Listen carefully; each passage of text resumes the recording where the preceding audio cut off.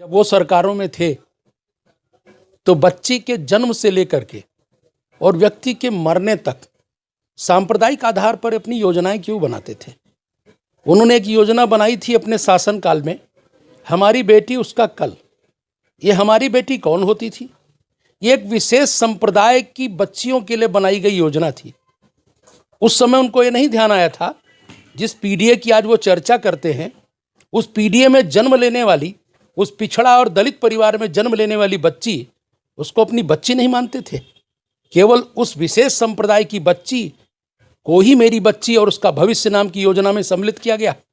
वहीं दूसरी ओर जब व्यक्ति मृत्यु की दिशा में जाता है तो कम से कम उसके मरने में भेद न किया जाए, ऐसा हर कोई कहता है।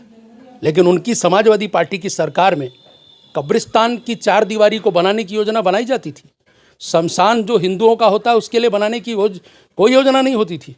तो हमने तो सामाजिक सौहार्द का काम करने का कार्य किया। हमने तो सबका साथ, सबका विकास के साथ, चाहे आवास बनाने की बात हो, चाहे बिजली पहुंचाने की बात हो, चाहे राशन देने की बात हो, चाहे आयुष्मान कार्ड देने की बात हो, हमने तो सबको दिया। हमने कोई भेदभाव नहीं किया।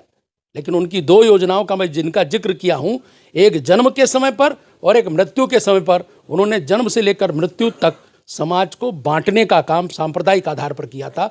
इसका जवाब उनको देना चाहिए, हमको इसका जवाब देने की जरूरत नहीं।